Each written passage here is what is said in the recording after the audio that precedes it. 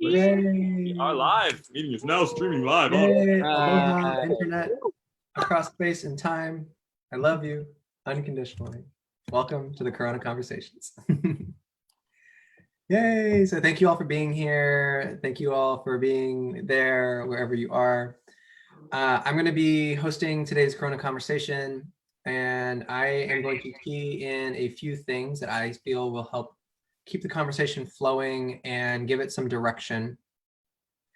First off, this is going to be the last Corona Conversation of its type before we move into a new evolutionary state of the Corona Conversation. We've created a Facebook group called the Corona Conversations. From this point forward, we're going to be adding people to that group, we being the Corona, a group of 5 individuals, and we'll be adding people to this group.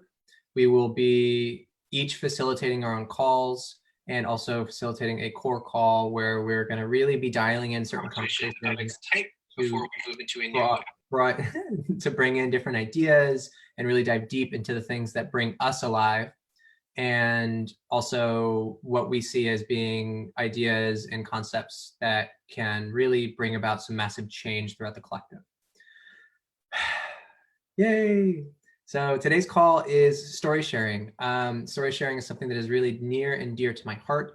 I have been operating under the meme, we are the stories we tell ourselves, for quite some time, seeing that the consensus reality that we are all a part of is very much in part shaped by the stories that we all share and operate through. So with that as a basis, we're going to be sharing our own personal stories. And they're all going to be based around 3 questions that I've kind of seeded into the collective. The first question is, how are you connecting and communicating at this time? So what's communication for you? Do you have any stories from this coronavirus pandemic, where communication has really come forefront and center?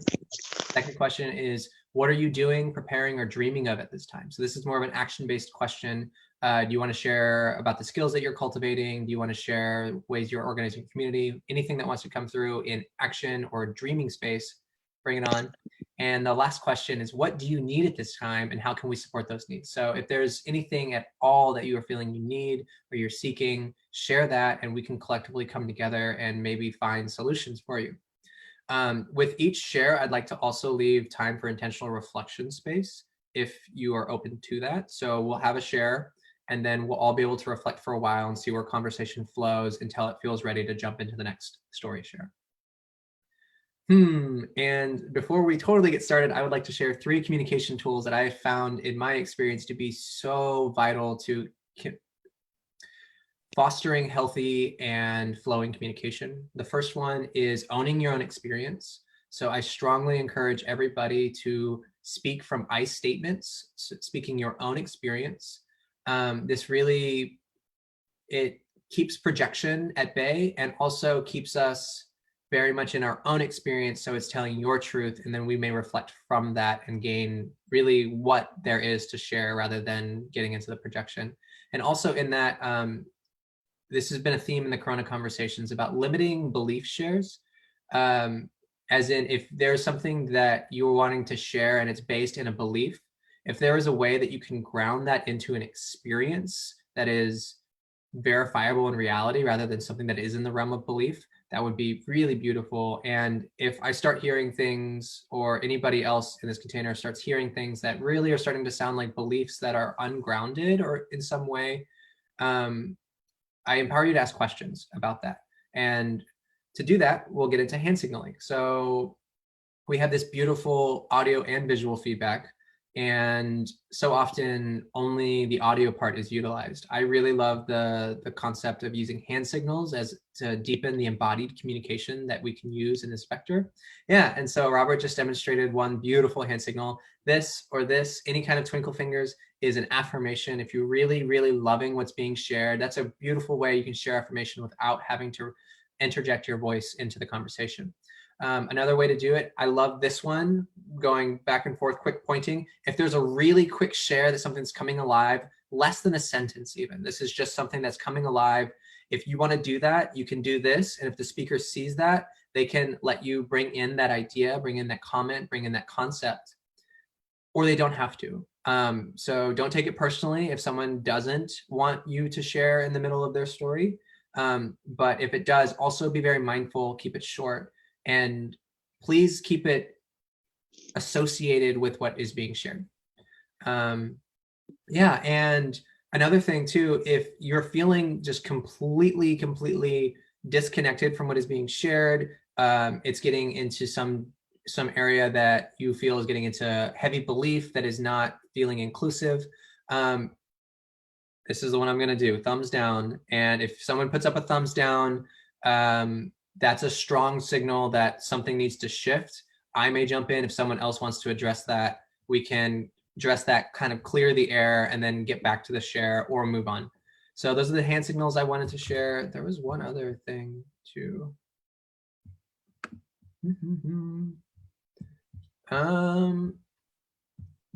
Are there any reflections on what I've shared so far?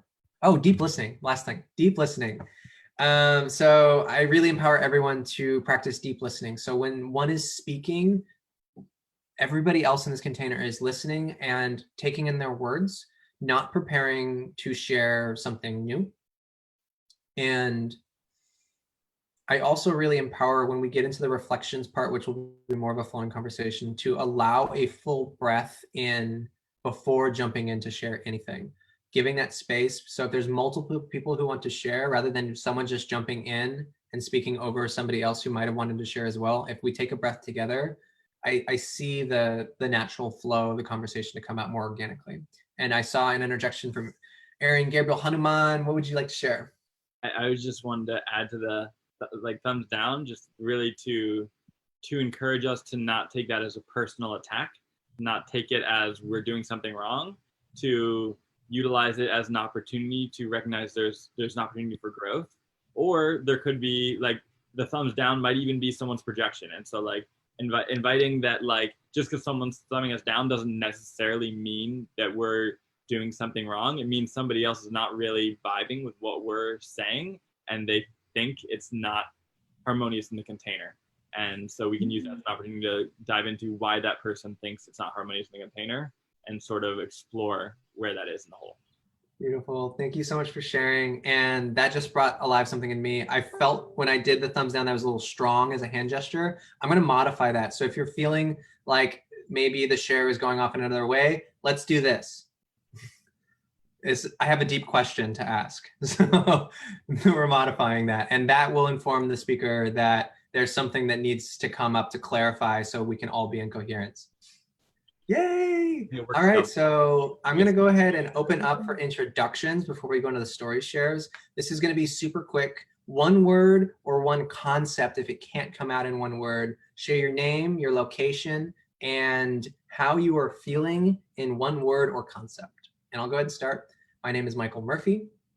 I'm located in Northwest Arkansas in the United States. And I am feeling clear and joy. Robert, how are you feeling?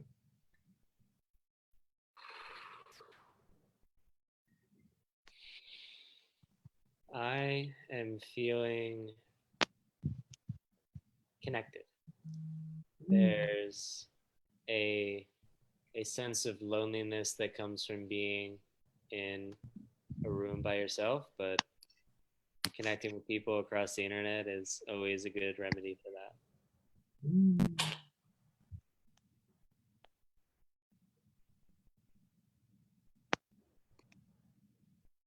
And I didn't inform how to do this, but would you like to introduce yourself, Paul?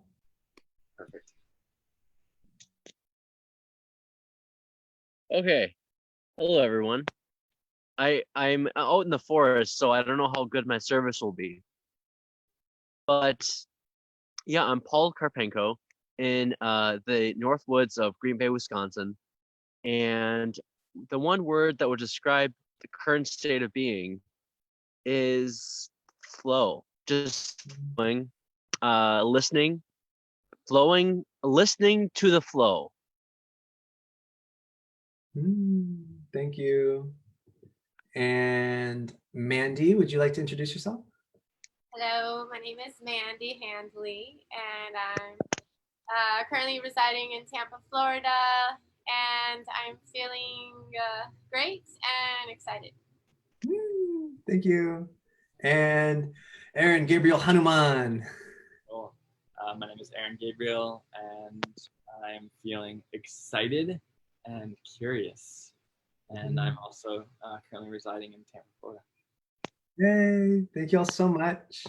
So I've spoken a lot and I feel laid the groundwork. If we're all feeling clear, let's jump into story shares. Is there a story that's wanting to come through that falls in line with those 3 questions?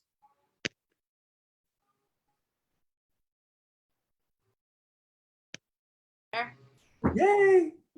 So on my vision board, I wrote that I wanted to form deeper connections and also like work on being a digital nomad. And I feel like this time has given us so much time to really reflect on how we're connecting and deepening our relationships and not having that physical contact or that or just not contact but like having someone in front of you.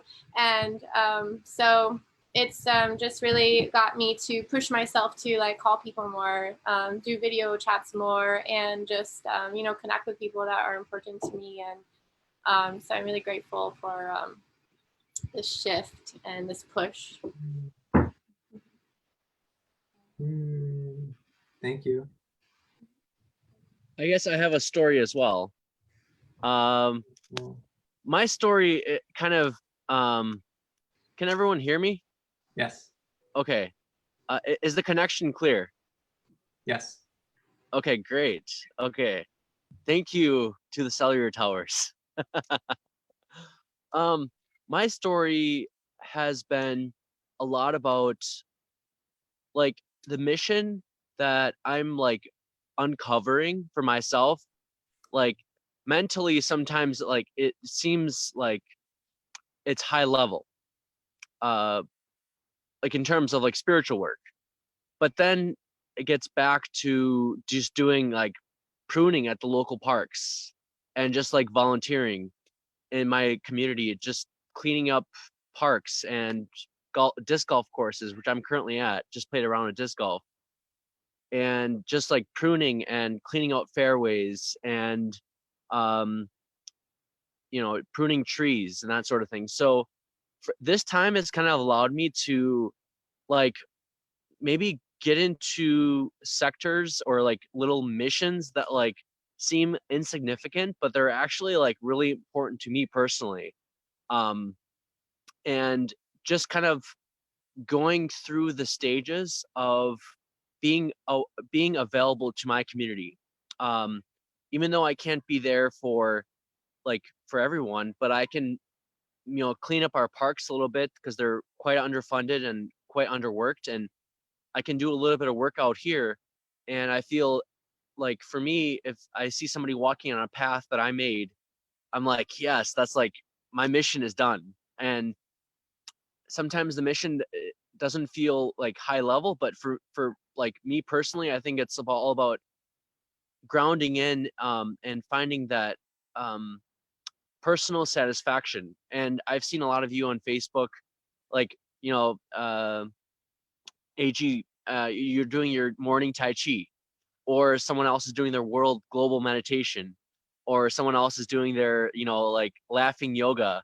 So like for me, it's kind of fun to see everyone's missions and just kind of seeing how we're coming online and becoming available like to people across the world and in our local communities as well.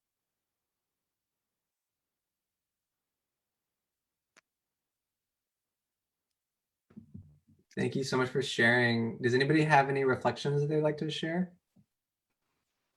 Yeah, I just wanna really give thanks for doing the work and like going out and connecting with nature, like spending time in nature, cleaning up nature, like being present with that. It feels so important and so valuable. We were like having a conversation earlier as we went for a walk and saw all the trash, and like how valuable it would be for all of us, like each individually, but especially if there's like a coordinated effort where we're going through our neighborhoods and picking up trash, like taking those actions that seem small but have a tremendous ripple effect to just like clean up our nature, clean up our local communities, and yeah, create a better world for all of us. And I have a connection about communicating. I see that too in people and myself as well, stepping up to, just putting ourselves out there digitally. And I see just how it's like we're evolving here, and it's really beautiful. And I myself am getting ready to start my YouTube channel. So all these different things are just like preparing me and pushing me like everyone else. So it's really cool.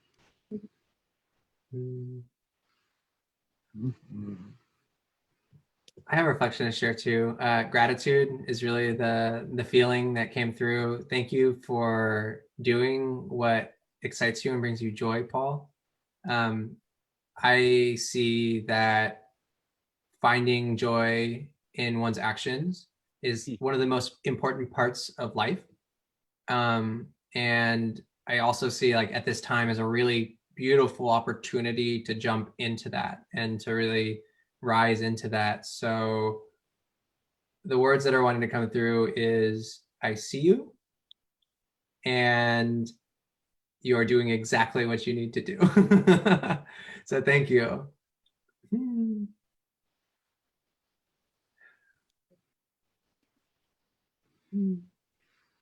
Yeah, I feel complete.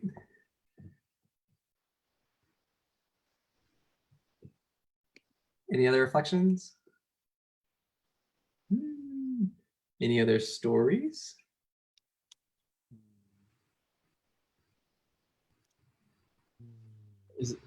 So we're like trying to like, I just want to make sure I understand the prompt, like sharing a story about what's going on in our life that is connected to those three questions that you're inquiring. So that was my intent, and that was built, I'm seeing in this moment actually right before you started speaking was when I realized that was built on an assumption that we would have a large attendance here. So I wanted to really limit things down. We've had this conversation in other ways. So if there is any kind of story of anything at all that you're wanting to share, like I'm going to open it up to that. I'm just looking at those questions, pointing at the questions on my screen as they were more seeds. So if you want to plant your own seeds, I empower you. Cool. Yeah. I mean, I'm definitely experiencing a lot of deepening in all these areas. Communication and connection seems to be deepening, and what I'm really noticing is the simplification, like simplifying a lot of things, simplifying the way that I communicate and the way I connect, and also the way I take actions to be a lot more effective. Like when I'm beginning to communicate much simpler, and I'm communicating a lot more effectively as a process, but I'm also being a lot simpler about the way I'm getting organized to accomplish all the actions I need to take throughout a day. And from that, again, accomplishing a lot more. So simplification feels like a really major theme for me right now. Simplifying my life, simplifying the way that I move, and finding where the natural effectiveness is when I don't overcomplicate things.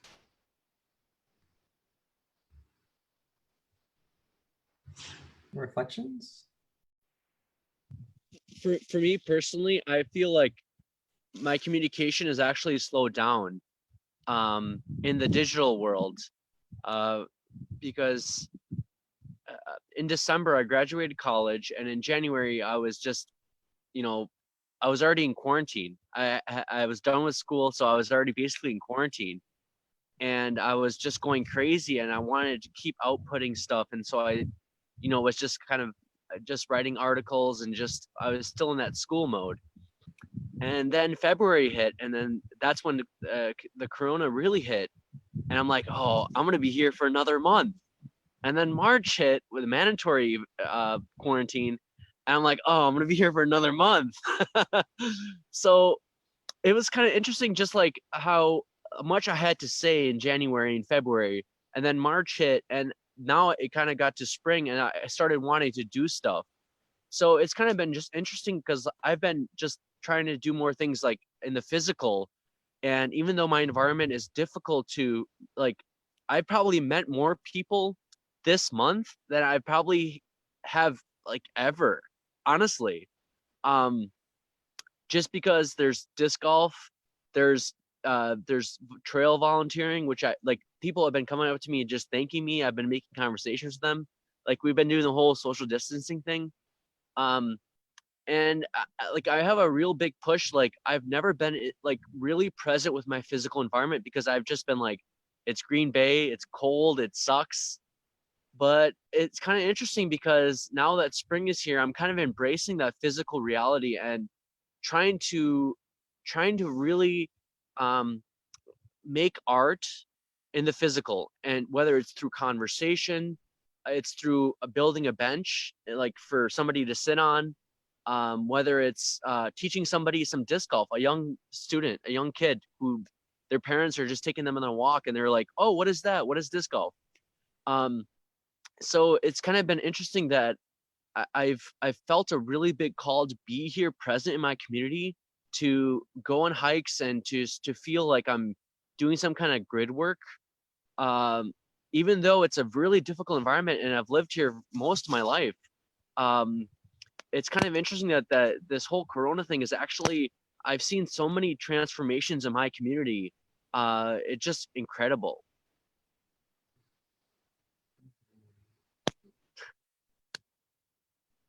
I'd like to relate to that or your story. I felt like this year, like 2020, I'm like, all right, gonna hit the ground running. And then I sprained my ankle in January and I couldn't walk. And then finally, like when I healed that and started to come out, then all the Corona stuff was happening. And I was like really like craving, like, okay, I'm ready to like really connect, deeply connect, and like just continue building and you know, continuing my mission. And yeah, but what I learned from the whole like sprained ankle and this time is really really narrowing and focusing. What are you stepping into? What are you going into? And so I'm really grateful that just to have this perspective, and it's also, I want to contribute, you know, to, you know, the world more. I want to show up. And so it's giving me a lot of time to reflect and exactly what does that look like? What do I want to do? How can I help?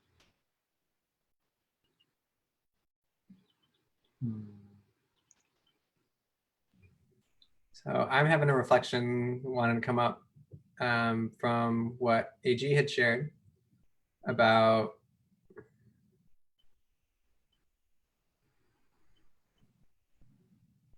seeing so many different things align and get very clear. The way that I've experienced it, and like the languaging I've used, is I'm becoming more and more aware of how all things in my world are connected. And the word that I use for that awareness is synchronicity. So it's not that they weren't always there, it's just the noise level has been turned down just enough to where I can really clearly see how things are connected and then also connected to me. So that web of all these connections out in the world, whether it be the people that I've been communicating with or the opportunities that are like out there in the ether, and when they actually connect into my awareness, it's been really beautiful the last 2 months because the kind of free radical things of travel and events have been removed in a way. And now I have a lot more spaciousness to really focus in on what I'm actually present with. And then also what the things that I'm present with are also present. So I'm getting to really see this beautiful, like woven fabric of connections, like fabric of reality in a way. So thank you, AG. That really brought a lot alive in me. Yes. Yeah. Cool. Welcome, Ethan. Welcome, Ethan. Ethan, we were all introducing ourselves with just our name, where we're currently living, and just like 1 or 2 words of how we're feeling right now. Cool. Okay, my name's Ethan. I live in Burlington, Kentucky, Northern Kentucky, and well, I feel good question.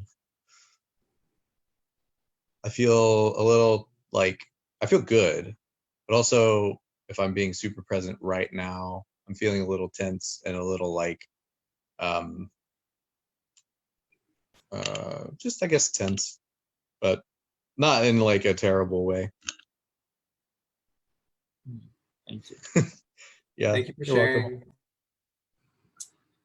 So, And to catch you up, we're doing like kind of story shares and offering for reflections too. So Okay. if there's a story, I have some seed questions in the chat box. I can repost it for you. If there's a story that you want to share about what's been going on in your life in the coronavirus world, we're making space for that. And then also after each person shares, we're making space for reflection. So like what about that share brought something alive in us? Okay, gotcha. Trying Do to we find want to that. do any like laughing yoga or like any kind of exercise to ease any tension? Because I'm feeling tense too.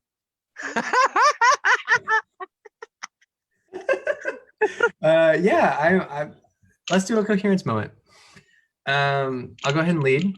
So I encourage you in this moment, I invite you to really feel your connection to the ground, to the chair, to the earth. Feel all those points of contact where you are pressing down and the world is lifting you back up. Find alignment in your spine and drop deeply into your breath, breathing in through the nose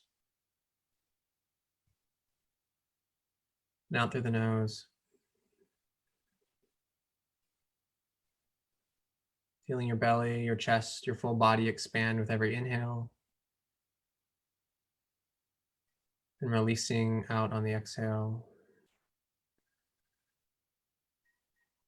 One more deep breath in. Audible exhale out the mouth. Last breath in, and we're gonna laugh for a solid minute on the exhale. So breathing in. And all together.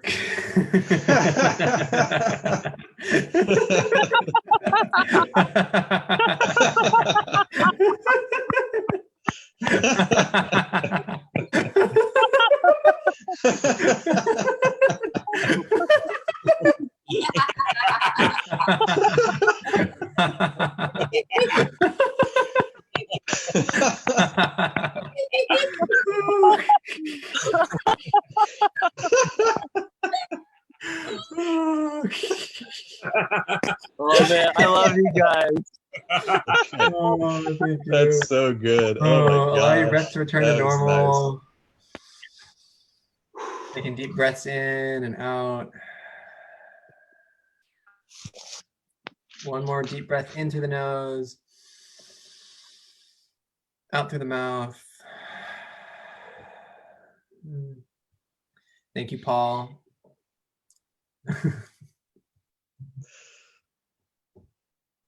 Thank you, Michael, Yeah.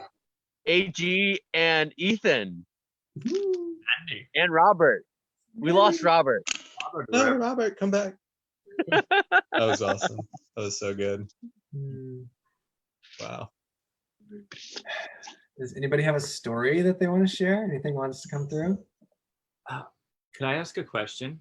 Yes. You said this earlier. I would just love to just for grounding in the context, like maybe like so you said the stories and the questions and all of that. I'm just sort of curious, what is the context, what is the intention of the story shares, just so that like as we're sharing, we're sort of clear of what the energy is for, if that helps, like grounding the context, grounding the intention. That feels valuable. Can I ask a clarifying question? So you're asking for the context of the stories? What is the reason why we're doing the story share? Oh, so the reasoning for the story share is it's a platform, like I saw it as a way to get more, the way that I envisioned this was that we would come in with like, so this thing happened to me the other day, and this was my experience. And this is how it relates into one of those 3 questions.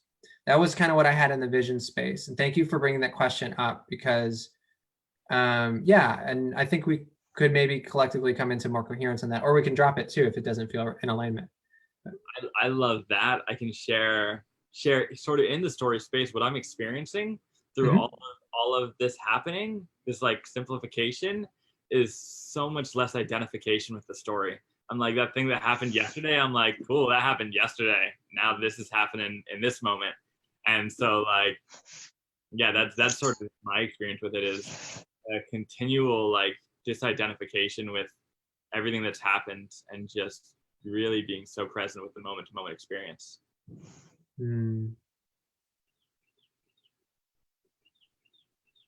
Thank you.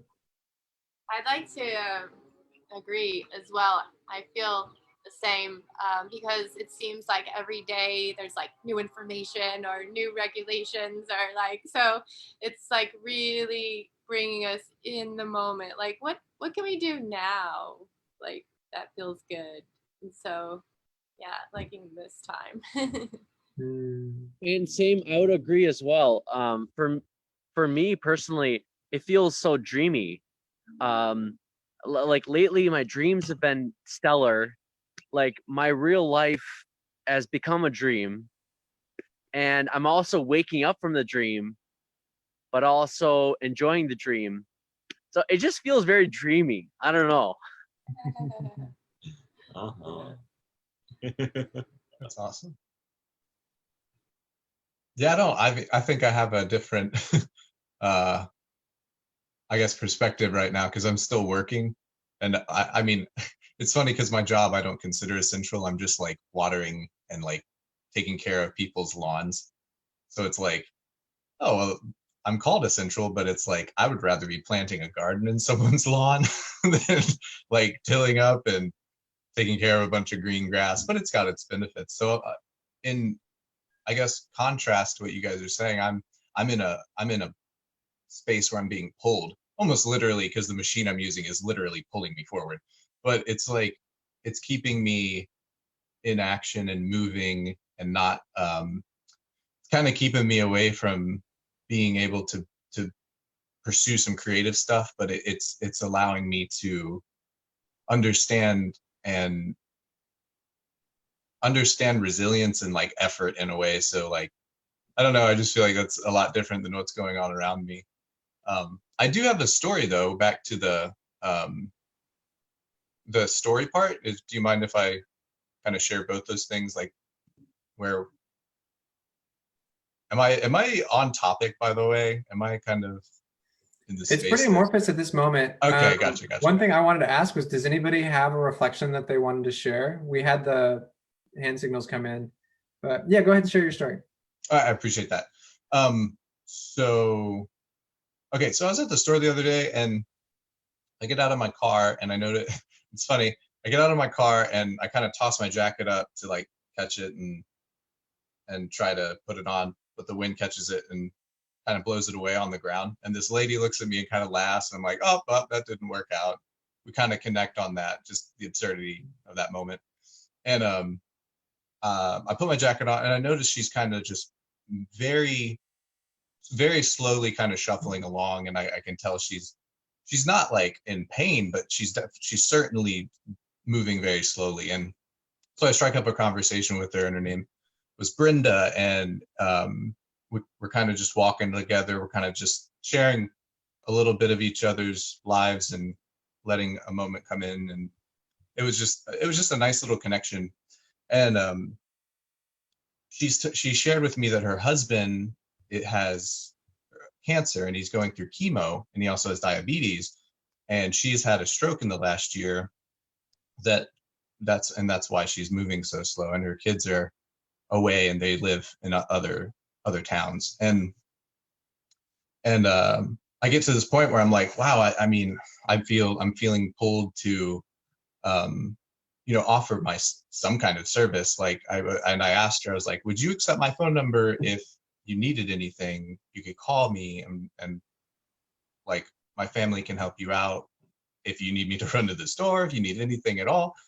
And I don't know this is something I've been curious about this story is like, I don't know if it was my communication or if it was something else, but she didn't accept it. And we ran into each other again in the store, and I was just like, okay, so like I'm learning more about her, and we're talking like we've been old friends for a very long time. And it was really cool. But it felt like one of those moments where I was I I needed to take initiative, but then for whatever reason it wasn't accepted, or I don't know why. And I've just been curious about that since. So I tried to, I think I found her car. Don't know, but I left my number on it. So either a stranger has my number or she does. So, but I mean, I guess that's a story that I think is relevant in this time where we're looking at people are coming out of the woodwork who are really, who I mean, it's really showing how much help they need, I guess. And then I guess personally, I was like, did I go wrong? Like, are my communication skills, do I need a little more work so I can like actually genuinely, I guess, I don't know, come across genuine and be able to help people who need it. But yeah, so that was my recent story. Yes. Thank you for sharing. Do you mind if I share some reflection?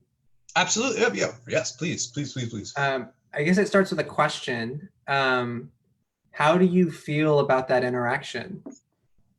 Well, it's complicated, I guess, but I feel good that it happened just for the fact that I took a step towards something, or I took a step in a direction that I felt called, and I felt good that we made a connection. Like, even if she didn't exactly like accept what I had to offer, it was the fact that we could have a conversation. There was no tension. It was clear and open and very, I mean, it wasn't super vulnerable, but like she told me the details of the way they were suffering, and that's a very vulnerable act in the first place. So it was, I felt like it was good for on both ends, I guess. So I don't really have a qualm about it. My biggest question is like, what could I have done differently? But yeah. Thank you. You're welcome. Thanks for the reflection. Yeah, and another reflection came up in me, and it's about like assumption and how I've really at this time been checking myself on like what actions am I making based in assumption, and why am I trying to write the story before I've ever experienced it. And so when I heard you share that you offered up this, like, she needed help, so you offered up this like way to help, and then it didn't get reciprocated. Like, I even started writing in parts of the story based off of what I was seeing in your body language. And I thought that was really interesting. Just like checking myself, and like when I make assumptions and make an act based on assumption rather than just being fully in the moment. And now I'm assuming that you were making assumptions too. Well, yeah, no, that's, oh, I'm sorry. I don't mean to interrupt. Was that it? Well, we did set some ground rules of deep listening. So when one is speaking, so yeah, there was a point for reflection. Okay. If you do want to say anything, we came up with some hand signals. So the hand signals were, if you just really love something that's going on, you can twinkle fingers up. If you want a quick interjection, you can point your fingers like this. Okay. Also, no expectation to be heard or seen in that. If the speaker doesn't want to address it, then not. And if you're feeling like the share that is occurring is just really like off topic, or you're not connected to it, or it's getting into realm that you're not feeling like totally comfortable with, you can tap here to ask like a deeper question. And I was seeing some body language, but I wasn't getting a clear message from what Aaron, what were you trying to share? Yeah, I don't know if we had one for this. It wasn't like an immediate thing. I was just saying I had a reflection. That was just saying I had a reflection to offer as well. Yeah. And so, yeah, I guess tying up my reflection, what I was trying to say was just, yeah, assumption. That came really alive in me. It was like, really using this time to get really clear on where I'm making assumptions and how I'm operating my actions based on assumptions or coming from a really clear space of response. And then also like releasing that expectation when things don't go the way, like I feel really right about something and I do it and things totally go a different way, just like being in a place where I can totally release that expectation. I'm feeling complete. Great. Yeah, I really appreciate that. Like, oh, so I guess moment of reflection. I have a reflection.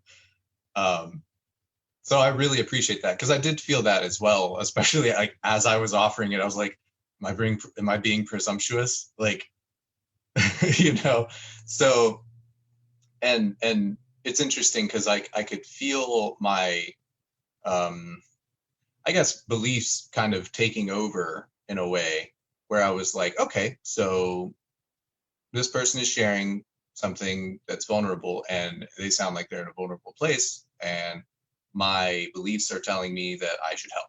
So it's like that connection between assumption and then the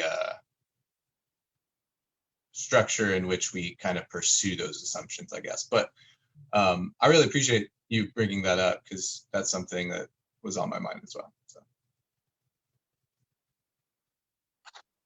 I have a reflection.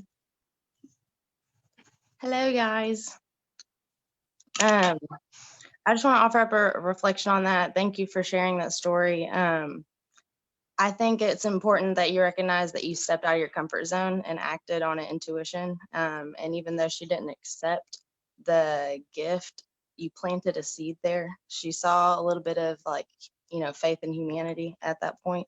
And so even though she didn't accept it, I feel that a seed definitely was planted, and hope, kind of is going to be, shed from that. But as a person who doesn't like accepting help, sometimes people just need like a safe space to like get their problems off their chest and then they feel better, but then they feel guilty for like accepting help, but feel good and noble in your cause, and feel good that you stepped out of your comfort zone because that's what's important, Cool. Thank you. I appreciate that. Yeah. I had a reflection as well. I've seen AG wanting to jump in for a while. I'm gonna go ahead. I'll hop in here with that. Oh yeah, go ahead. Yeah, main reflection, that was coming up for me is that was really present in that is that there are a lot of people who need help, like now and of course always. Like there's a lot of people who need help, and there's a lot of us who want to help. There's a lot of us who really want to help people, and where I'm seeing the disconnect is understanding ways to help. Like we usually know plenty of ways that we could help, but what we don't always know, as I perceive it, is how another person is open to receive help. Like a lot of people might not be open to receive help, or might like to be helped in another way. And so where I'm coming to with this is like, what ways can we communicate to facilitate like understanding how somebody is open to being helped, so to understand how somebody would like to be helped. Like even just the question of like, are you open to receiving any support, and is there any way that you would like to be supported? And sometimes like people don't even know, and so there can be an openness there for, well, I could offer a few things and you could see if any of this might resonate. And so I think just a lot of communication of knowing that we want to help, knowing that they might be able to use our help, but recognizing there is a gap in understanding where that can land, and using our communication to bridge that gap.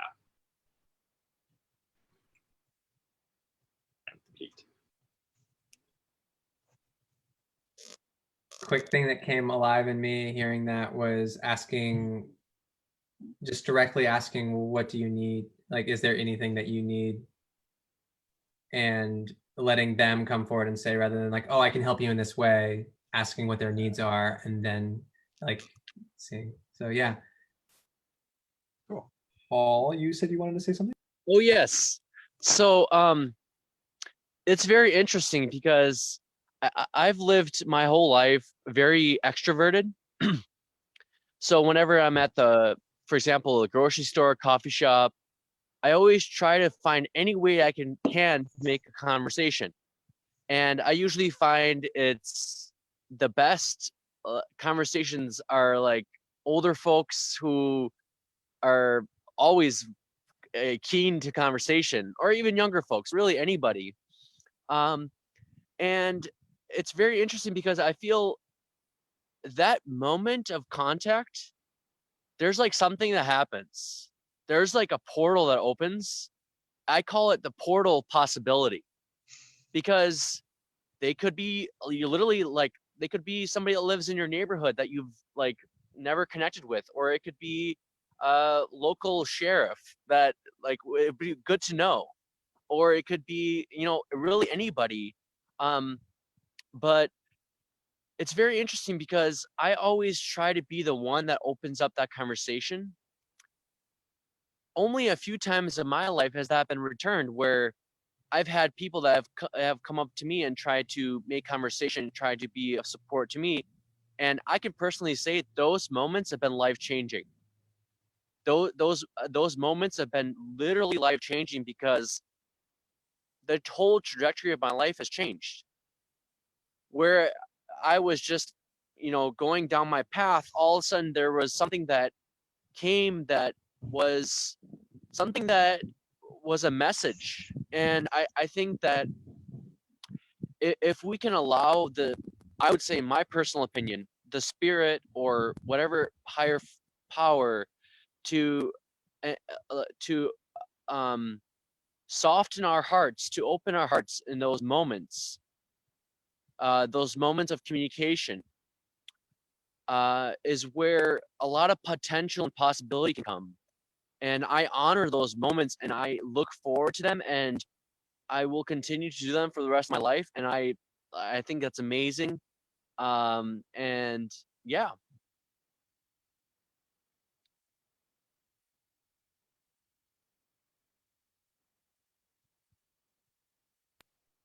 I'm feeling called to ask Ethan, do you have any impacts you want to share? We had a couple people share their reflections,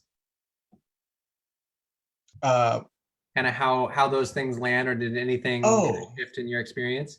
So, okay, so sharing, like reflecting on the reflections in a way. Okay. If you want to. I like that. Yeah, absolutely. You know, I was so something that kept coming back to me as we were talking, and especially when Paul was talking about those connections.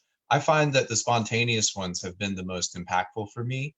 I've had some great conversations where I've been like, "Hey, hello," like I'm Ethan, but the ones that have really been spirit led per se have been out of nowhere. Like I don't think I would have talked to that lady had I not had that foible with the jacket. You know what I mean? So it's those little absurd moments that, firstly, it opens me up because it's like I'm a absurd thing walking on an absurd thing, and where everything's crazy, and and like it takes me out of my head, because I am so stuck in my head sometimes that I mean it's hard for me to communicate at times, especially with strangers, because I'm in my head so much. I'm like, what are they thinking? What am I thinking? What am I thinking about what they're thinking? And so those little spontaneous moments are just are huge for me, to allow me to be led, allow me to be humble, and allow me to connect, because I have no pretension at that point. Like, what am I trying to prove? I just look like an idiot. You know? And yeah, I think I did want to touch on Aaron's reflection as well, because that was, and I'm trying, forgive me, I'm trying to remember it, but I think that was so important. And it was important because it was like, hold on, trying to recall.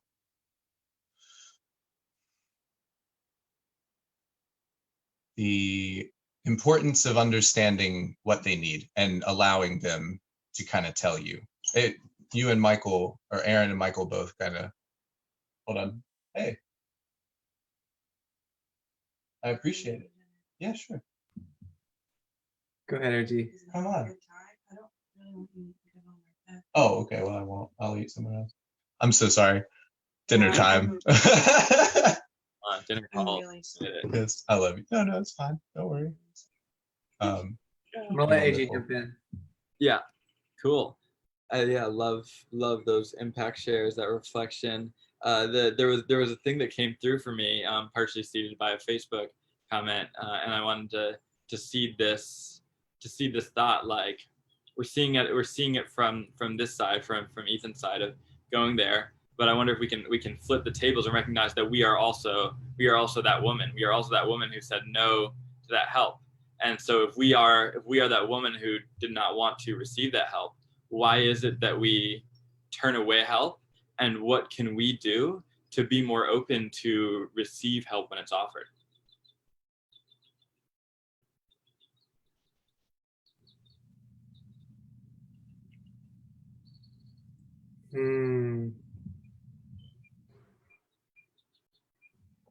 Thank you for asking that question. Did you want to answer the question, Ethan? Yeah. Go for it. Yeah. Sure. Okay. You know, the first thing that sprang to mind about that was there was a study or something. Maybe it's not even a study. Maybe it's a proverb. But somewhere along the line, I heard that if you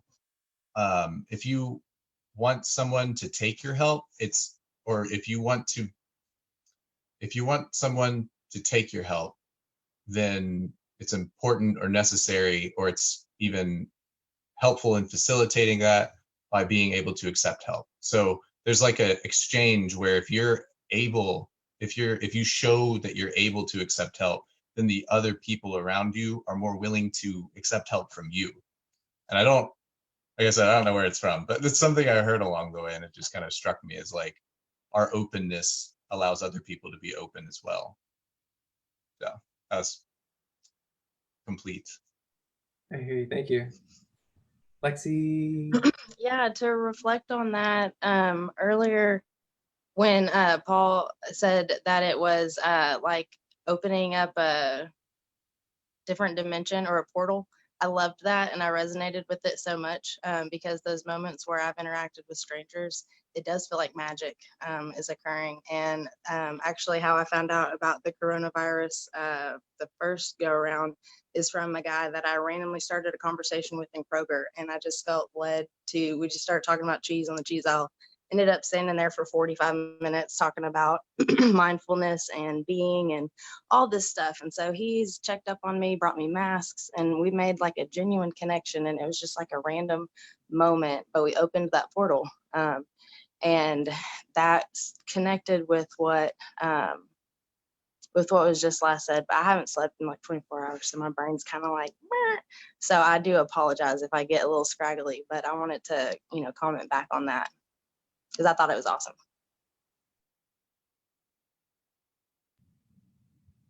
Thank you. So I felt a lot come alive when Aaron asked the question of why are we resistant to asking help? Or why are we resistant to receiving help? And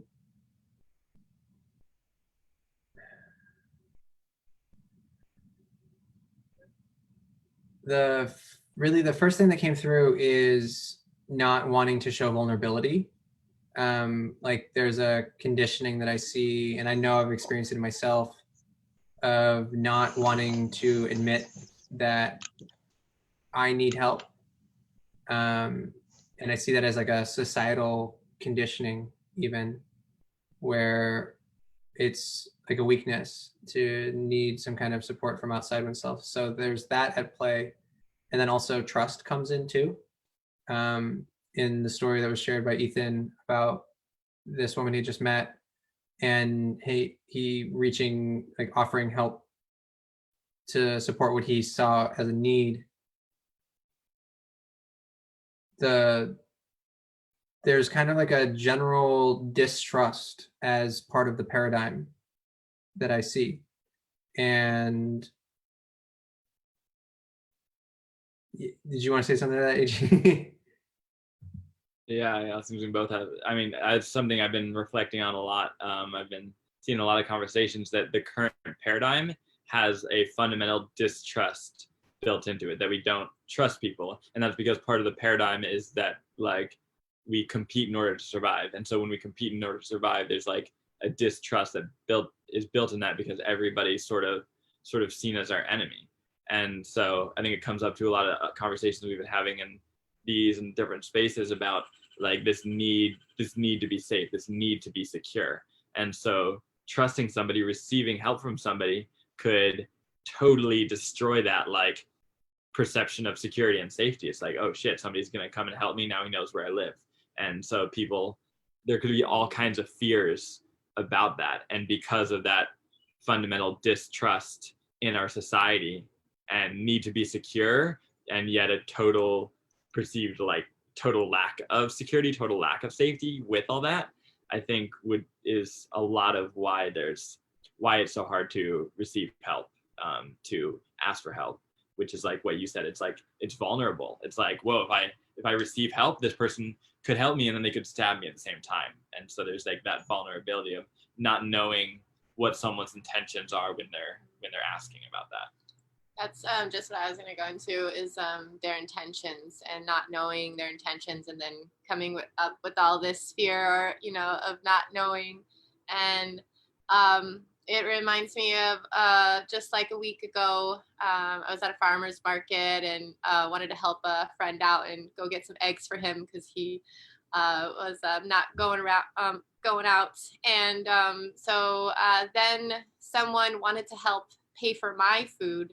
And at first I was like, no, like I'm okay. But he was like so insistent, and we had started a conversation on, I was getting like ginger and some greens, and he's like, oh, those are great foods for keeping you healthy. And he was sharing his tonic that he makes every day. And but then through that, he offered to help too. So it was I love how just seeing how people are just relating a little bit differently and opening up a little bit more, because we're all in this like, common thing, the situation. So yeah, it does create a common ground, a commonality. We're all experiencing it together. Yeah. I really love that, Mandy. So we were coming from like, why are people resistant to help? And then you brought in another story of bridging that old paradigm, lack of trust, to like immediately connecting and seeing how it's like the time shifting. I love that. So that brought a lot, like we are seeing a shift away from that mistrust, even though like on one level, many people believe like people are more fearful and more like lacking trust, and maybe like even being conditioned towards violence. And then on the other hand, we have like very real experiences of random people, random connections coming together and really like seeing each other and being able to support one another.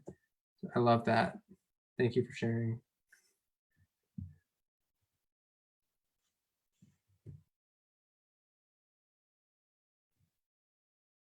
Does anybody else here have a story they want to share, or anything coming alive?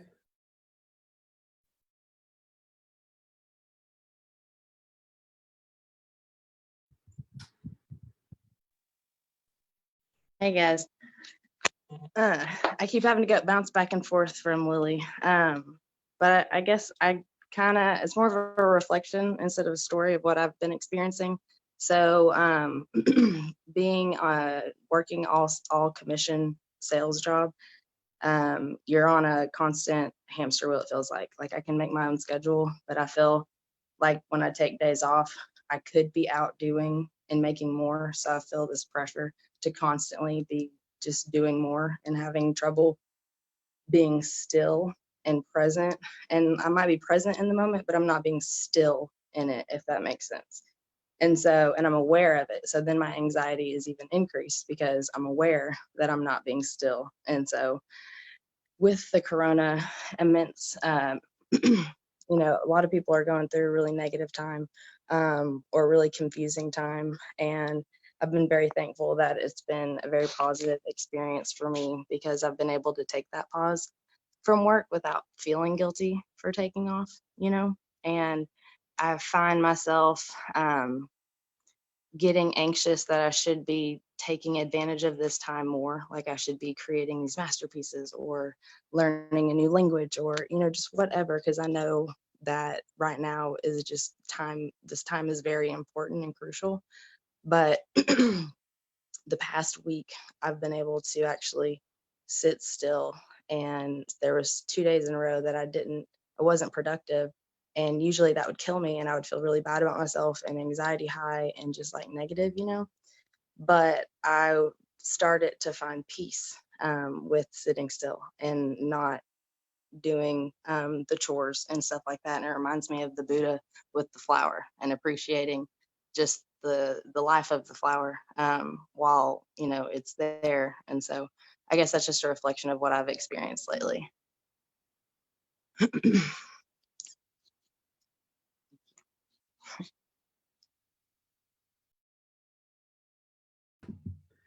Thank you for sharing. I was kind of letting that sit in on that beautiful shift of like just accepting the slowness. I've seen that come up a lot in many people's stories and shares of where they're at throughout all coronavirus, is really letting themselves slow down. And I love that that's like landed in you too. Thank you for sharing that. It just makes me feel really good to hear.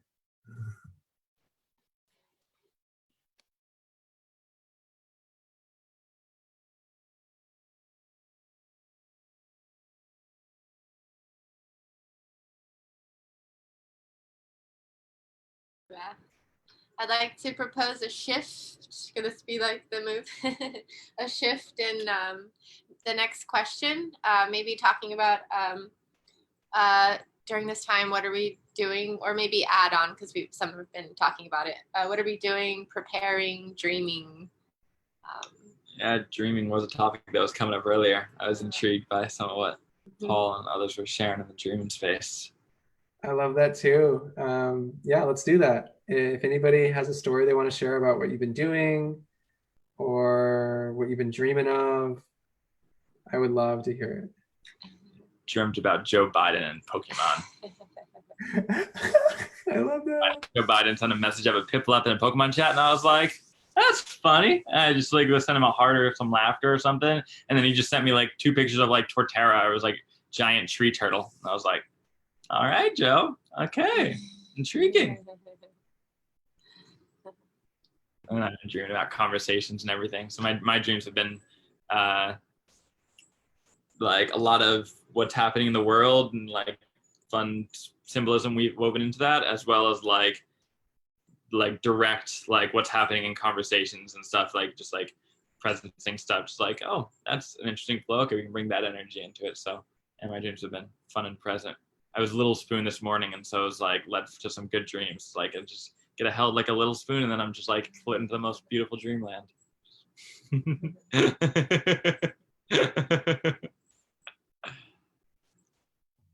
Oh, I really appreciate that. You're dreaming about what you've been doing. One could say, Aaron, that you are living your dreams. It's pretty accurate. Yeah.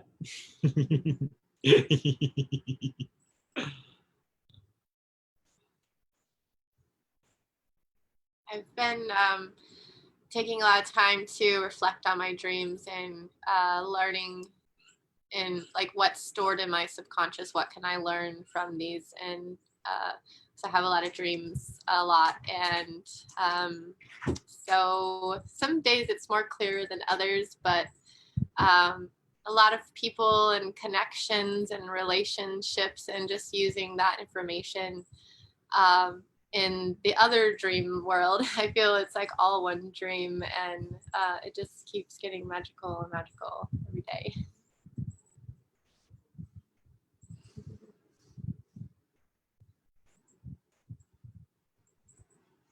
I love that so much. And I see a lot of the connection to the share that I had earlier in the conversation of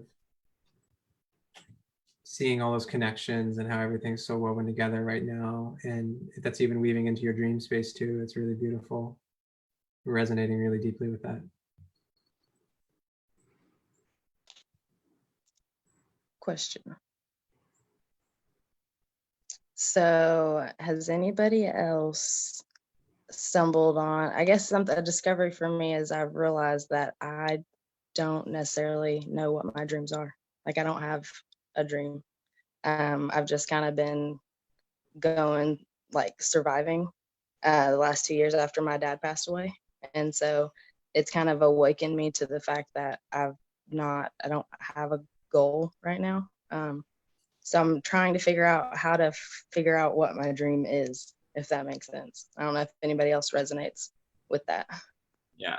And so here you mean like dream as in like, what is a vision for your life? What is Right. where you want Like, to be in your life and what you want to create? right. Yeah. Lost. I know that I have good intentions and that I do the next right thing, but that my path has been stagnant and I've struggled with consistency. And I let the situation of my dad passing kind of take a hold and be my identity for a little while, because that's what grief and the ego does. It wants to, capture that and take hold in pity. But I've gotten so strong through the whole process, and I really admire you, Aaron, because I met you right after your dad passed. And I named Lily, my daughter, after you telling me that story about your dad with the lily pad. Like, that's, my kid is named after that story, and the inspiration that came from you that summer, it was life-changing. And so when my dad passed away, I thought of you, and like there's just this so much love and like hope.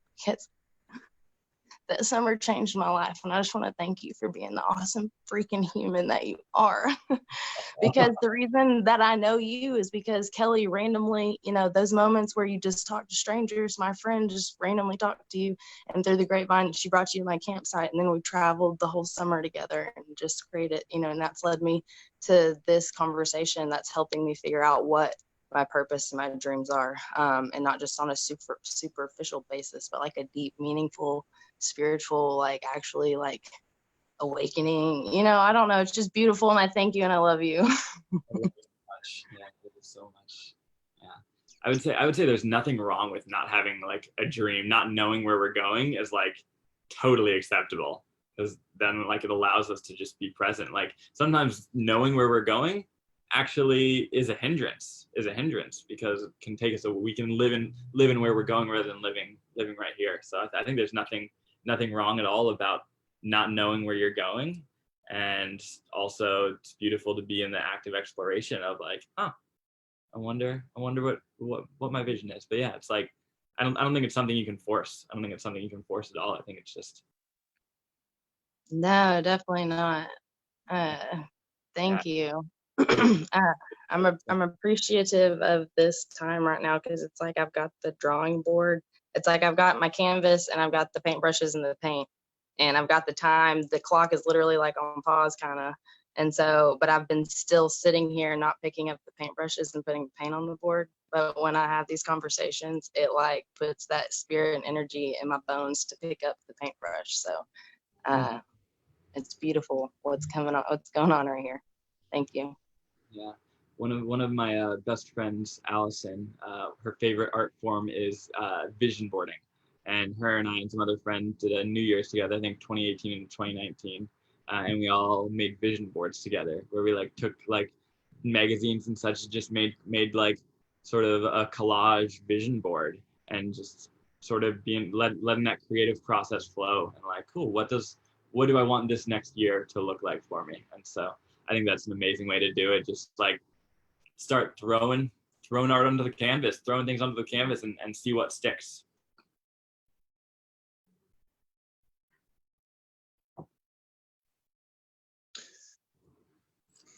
Yeah, so I have a reflection on what Lexi and Aaron are both saying. I'm in a similar space, Lexi. Not, I haven't had a huge upheaval in my life, but my dreams are certainly they feel very distant. And strangely enough, like my vision dreams and my like sleep dreams, I feel distant from those right now.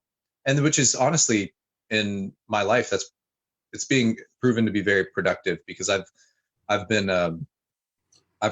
made myself into a bit of idealist, a hyper idealist a few years ago, because I developed a pretty big vision for what I wanted, but wasn't really putting the boots on the ground or making the connections I needed to. I was just in a I was in a vision space, dream space, like totally. And it was really cool because my dreams were super informative about who I was and about how I was functioning. And like, I got pretty good at like knowing what my dreams were telling me. And that was pretty cool.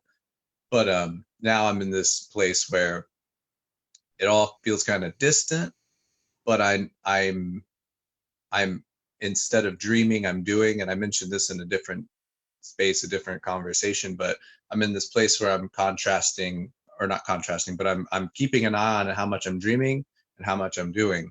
And my doing is the execution of the things that, okay, my doing is the execution of what's going on in my head. So by doing, I'm seeing what I need to adjust, and I'm seeing what I need to change about how I'm thinking so that I can actively and accurately bring reality into existence, and like bring yeah, bring what's in my head into existence. And it's been really productive and really like relieving in a way, because I'm not putting so much pressure on myself about like, okay, I got this dream, I'm gonna go chase it, and like I'm gonna find out what it I'm gonna do everything I can in my power to get it and have this goal oriented mindset. Whereas now I'm in this like, I guess, growth and more I want to use the word conservative, I guess, because I'm literally conserving. Like I'm building physical strength, I'm conserving money, I'm bringing things in instead of trying to imagine what to do with it all, I guess. So I definitely relate to that. And yeah, that was what Aaron was saying about just throwing everything on a canvas. I'm looking forward to that. That's for sure. But that's my reflection. So. Thank you. I appreciate it.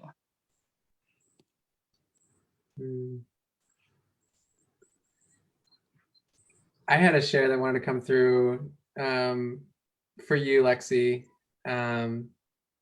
really reflecting on what you had shared and building off of what AG brought up, in that it's not always necessary or beneficial to be in the dream space. And what I always say, and really the lifestyle that I've been cultivating and practicing, has been checking in with myself in every moment, whether what I'm doing is something that I love to do and it's bringing me some kind of joy, whether it's like the ecstatic joy that everyone sees on my face, or if it's just something that's bringing about a lifestyle that I can enjoy. And I'm always in check with myself. Well, not always, but I like to make those constant check-ins with myself and make sure I'm doing what I love and I'm bringing about my highest joy. And in that, what Ethan brought in really kind of plays well into it, with I have this dream space of what I'm doing or where I'm going, but I'm really checking in here. I'm not like living in that dream. And so I'm weaving back and forth. So I guess as a suggestion that came through, you asked like what to do. The suggestion would be just really checking in with yourself and being in that moment of like, am I doing what I love? What do I love to do? Does this bring me some kind of deeper sense of joy and fulfillment in my life? And if it does, great. And if not, see what shifts you can make in that moment. And the more you get on that track, the more the dream will either start to just show up in your life, or maybe you'll start to see more of where you can make those shifts. Right. Like, I love that. Thank you for that feedback. I feel like that's right where I'm at. And I'm aware that although the insurance I sell had my dad had one of the plans that we sell, it would have made a huge difference in the aftermath, and I wouldn't have had to endure a bunch of the grief that I did. So I found a mission for a while, getting people protected on something that could have benefited me whenever, shit hit the fan, excuse my language. But I don't know if that's what my like, true calling is. You know what I mean? Like, I feel like I could be fulfilling a greater purpose. I have a really good skill set. I'm very charismatic. I care so deeply about people, and I want to help just want to help, and I want to, I know I have a big influence without having to try very hard. And that's not in an arrogant or way or anything like that, but that's just the presence that I've had, with me my whole life. And I realize the power in that. So going back to what somebody was saying earlier about, saying hi or offering that help to random people. I know that I've been able to be somebody that can make that difference. So I've utilized that power throughout my life. I've always tried to be that person also that said, hey, or offered help or sat with the kid that everybody was like bullying. Because oftentimes, that was me, too.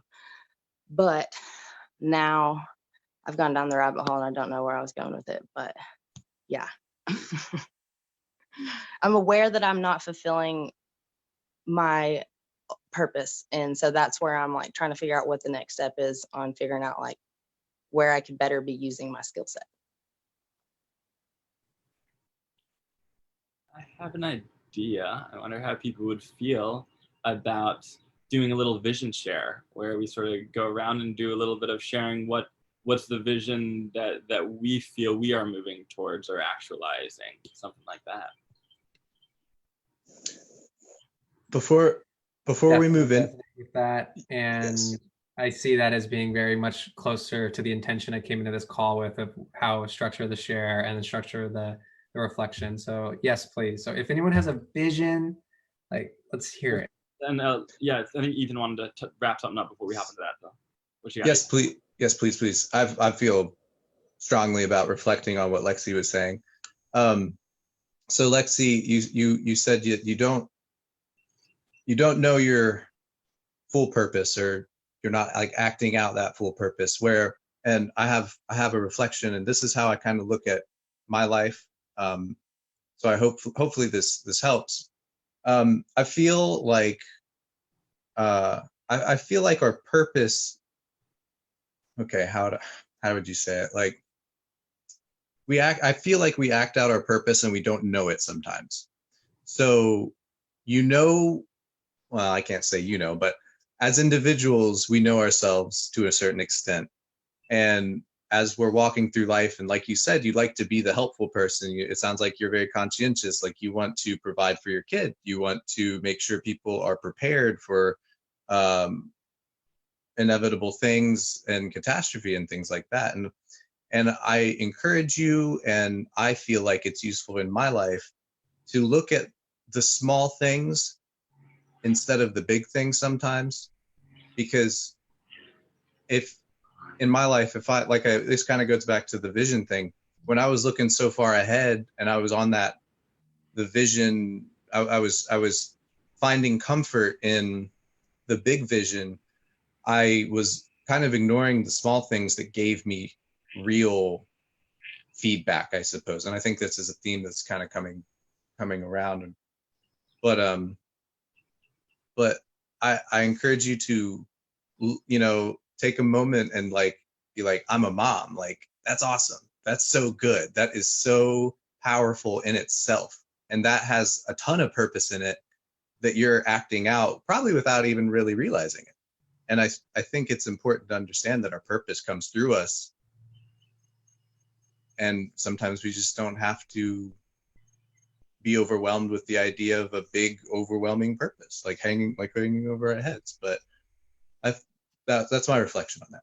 Cool. And I just want to hop in there for a second, because I think you said a lot of beautiful things. But I'm really hesitant of hopping into advice giving. Like to me, we're giving advice. Yeah, I hear you. Especially when it's not warranted, like, which might be a beautiful example of what happened in the grocery store. It's like we want to help, and then we just sort of start trying to help before really listening if that's the help that's being asked for. And so I think it was a cool example, and so I appreciate you sharing, because it allowed that example and that to tie it back into a lot of what was spoke earlier. So totally understandable. Yeah, thank you. Absolutely. And yeah, vision share. Michael, I'll let you lead us into the next.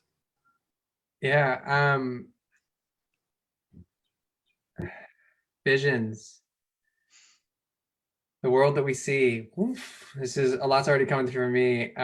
But what's most exciting in my awareness, if this feels okay, Robert, would you like to share any visions you have of the world? Why, yes, Michael. Thank you for asking.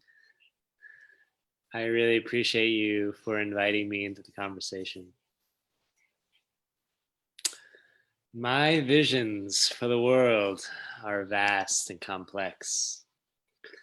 So I will limit this to a single concept that has been alive for me since Monday of this week. It was a very glorious day where multiple transmissions came through. And the one that was most exciting was this idea that the people, not just the people that we consider part of our community, but the people of this world, not just this country, the whole planet, could rise together in a peaceful revolution where we take back our power that we gave away so freely with love and compassion for ourselves and for one another and for all of the people of this planet, not just the human people, but the plant people and the sky people and the sea people and the rock people, all the peoples. And this vision, this dream is becoming a reality more and more each day, because each conversation that I have with beautiful people here, conversations that I have in this place that I live, and the conversations that I have in this little rectangle just inspire me so much, because I know that other people are doing really cool things. And people are every single day saying, I'm not going to do the thing that makes me money. I'm not going to do the thing that my parents told me to do or my teacher told me to do, because none of that matters anymore. I'm going to do what my heart says. I'm going to do what Creator says. And I'm going to do what actually matters, which is making the world a better place. That is my dream. Aho mitakwe asan. Thank you for sharing. I want to open it up for reflections, but let's keep them really short. Something that's like really on target. Like if there's something that you just feel like you want to say. Mandy's got something. I'd like to reflect. I'm feeling your same dream, Robert, and that's why I'm feeling so excited and so happy, because it's involving the whole world right now, and we really have this opportunity here to really just grow and expand and use our skills and sharpen them even more, and just keep expanding and keep exploring. And yes, let's go. Yay. I would also like to reflect. I've seen a lot in my own vision space of peaceful revolution and what could that even look like. And it feels good to hear that that is also filtering through others, the awareness of other people. What that looks like, I'm starting to piece it together, but I'm just really excited that that conversation is still coming up and coming up and coming up. It is spreading not unlike a virus through our collective consciousness.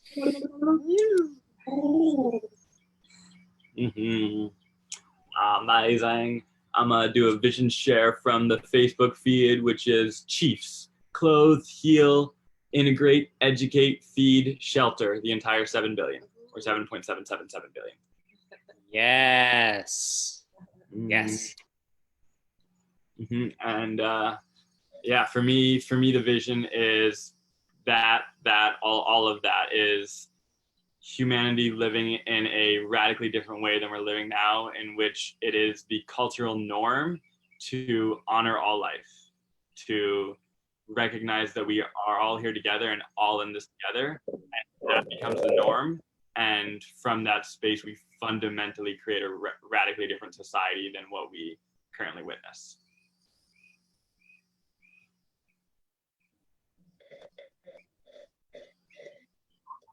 Can I share a vision or dream as well?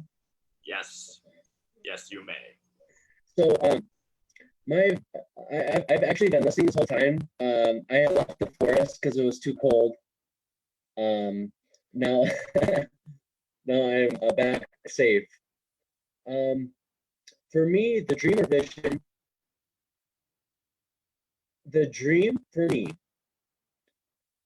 is that all new seeds, and by all new seeds, I mean all kids, all young people who are just sprouting,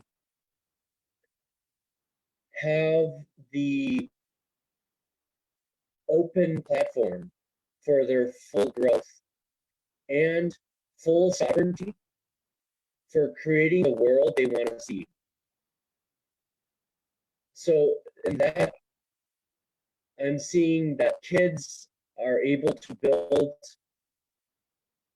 the model of the world that they want to see. So my dream is that kids have complete sovereignty and participation in this world building.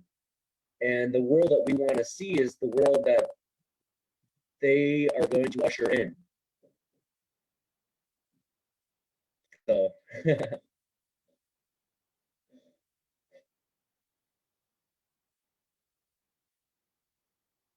Thank you. Does anybody want to reflect on that, on children? And yeah, Mandy. Yes, I used to be a school teacher for 6 years, and I really agree with you. And that's another area that I really am passionate about, and helping restructure our school systems to model the society we want to live in. Because right now it's still modeling the manufactured days, and so I really am passionate in helping the kids, because they are creating our future. And I really believe personally, just to experience that, we all are born with these gifts, our interests, why we're here, and so we should be fostering that, and we should just be like helping them grow their gifts and their talents, because they're here to help what's to come. And so I feel like just the natural evolution of humankind, we are all like, we have everything we need. And so if we just flourish in our gifts, as a young age, then that can really shift things. But thank you for mentioning that, because it just put in perspective how important the education system and all the systems are. Thank you. Feel inspired. I think that us right now, we're still kids. Like, we're on this giant playground called Earth. Mm-hmm. Yes. Truth. We got another teacher coming in from the comments, Mark Almanza, who's the one who had the Chiefs metaphor. So I'm going to shout out to him in that beautiful one, and for all the teachers who are showing up and doing the good thing to create the new education system for the little ones. I feel it is so important as well. Good. What you got, Robert? Oh yes, wanted to reflect on that. Well, now it's gone. Oh, this is so sad. It was such a good comment. We can bring it back. Okay, I'm looking for it. I don't see it. The education system, it's got to change. So one of the things that's important to me about this revolution is addressing the intergenerational trauma that's been coming up for a lot of us.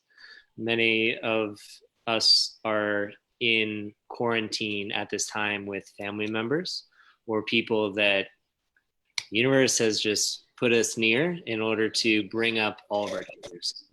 And this is generally from things that have occurred in our childhood and through our lineage, and hasn't been healed, but now we're being given the chance to actually do that healing. And what's really inspiring to me is that if we're able to do the healing now as adults, then we don't pass those along to the next generation. And then the next generation doesn't have to go through the process of healing more intergenerational traumas. They can just, or they don't have to be put through the same domestication and indoctrination that led us to feel those types of traumas. They can just be able to express who they are from birth in the way that calls to them most from their soul, rather than being told this is who you are, this is who you should be in order to fit into this matrix, this system. Because that's being completely torn down and thrown away. We don't have it anymore. And we get to create an entirely new structure that's just this big open container that can be filled by any type of energy that wants to fill it. Yeah, that's very inspiring to me. So thank you, Paul, for bringing the children into this. It's very important that we have more focus on their awesomeness. Mm-hmm. I'd love to. I just want to plant this seed because we're like also on this call, like in the space of evolving the Corona conversations and like having more pop-up conversations where we can dive deep into stuff. So I see there's a lot of people who are super passionate about education. And so like being able to have an entire conversation where we go into that topic of education, into what's going on right now and how we can really create and move forward the education system in this world. Yeah, spontaneous pop-up emergences of conversations where we can emerge with whatever topics want to flow and grow, you know. So I'd like to reflect on pretty much all of that, I guess, because I feel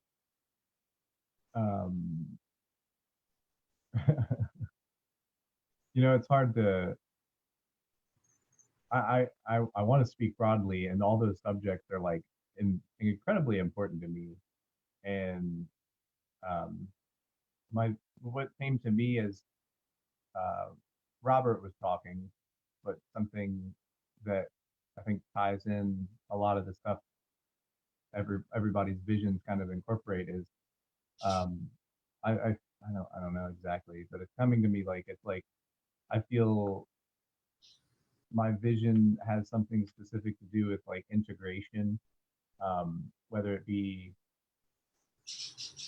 teaching or facilitating the integration of like the integration of the lessons from the intergenerational trauma, from like the basically like taking the lessons from this kind of the paradigm that we're moving away from, taking the lessons from that part, and then bringing it into the new space, the new paradigm, so that we're able to move forward in a way that is um, grounded and in like kind of a productive manner. And I'm trying to put this together as I talk, but like integration is the word that really comes to me from my vision. The specific thing that I've been kind of dwelling on for many years has been an eco village, but not simply an eco village, but like it has multiple facets where it takes the educational, it takes the how would you say that, like education, artisanship, kind of mind, body, spirit training, where you have not only food production and not only like a community, but you also have the spaces that allow for transformation, the spaces that allow for healing, the spaces that allow for like physical training and like the ability to um, harness those skills that allow you to survive or provide or things like that. Um, so I'm hearing all those, I'm hearing all everybody's visions, and like the thing that I feel led to do is integrate it into a certain thing. So I guess what I'm getting at is my vision includes integration, and my vision includes a like multifaceted eco village that teaches, that trains, that grows, whether it be food or people, and then allows for a connection to other, I guess, parts of the world. I don't know. It's very broad and vague right now, but like that's where I'm at. Thank you for sharing your vision. Yeah, you're welcome. And I have a vision I want to share, another one from the Facebook comments. It's New York Grace. Vision, harmony in all of our relations with ourselves, one another, the earth, all the plant, animal, fungus, mineral kingdoms, all beings everywhere, all places, all dimensions. Peace, peace, peace. Yes. Ouch, ouch.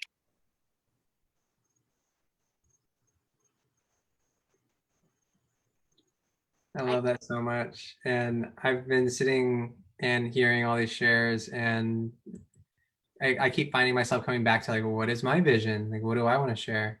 So I have so many things. Like I see so many different worlds that could be, and where I'm at now is visioning the order in which I see these pieces connecting.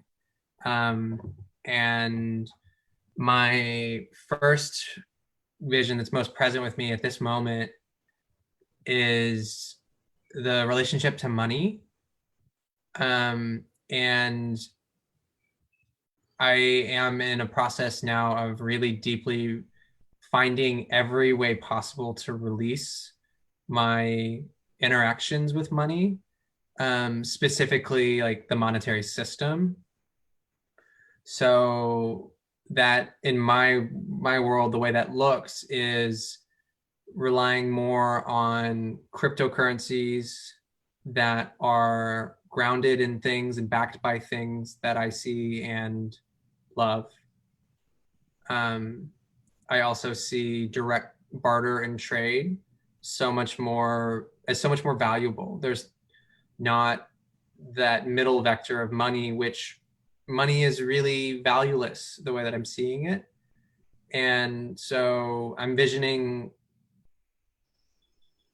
existing structures really growing and gaining momentum that are based around barter, trade, direct transfer of service and goods, alternative networks of support. Like one example that's happening in Corona conversations in my world is we're calling it Yolidarity. We're in Arkansas. And Yolidarity is a network of transferring goods based on need. And it's a really simple, like they're all over the world right now of you post a need, you post what you have, you post what you're willing to give.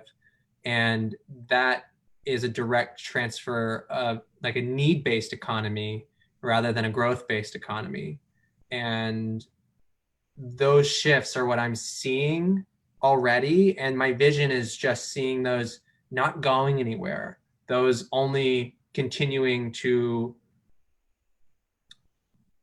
use like a mycelial analogy, only like continuing to expand out their mycelium until they get hold as the new paradigm and begin to fruit a new economic transfer. And that's been coming really alive in my awareness. And I'm already seeing like the tools are already there. It's just bringing the awareness of people to these tools and populating these networks that are already there to start to shift the transactions, start to shift the way that value is seen and transferred. Because like really what the vision too that's grounded in more than anything is our monetary system as it exists is designed to create harm. Like there's a conversation that goes really deep here about privilege and all these things, but for every transaction that is made in US dollars, its ripple effect is subjugating millions of people all across the planet. And it feels like only now are a good portion of Americans realizing how badly subjugated they are to this ripple effect, whereas 70% of the world's been living it since it was created.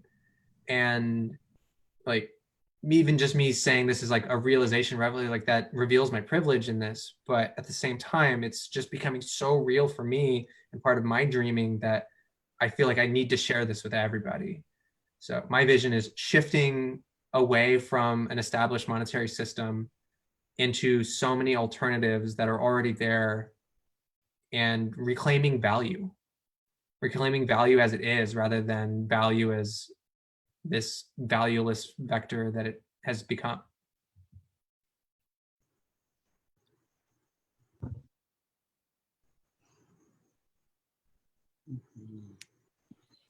And yeah, I love the conversation of value, like because at least for myself, I've been often coming and seeing others coming to this, putting the value back in life. Like thus far, we've been valuing money, objects, things, all of this, and we haven't been valuing life. And so, bring the value back to life is to me so integral, and that's like the crux of my vision. What I'm seeing is being in a world in which we are all valuing life.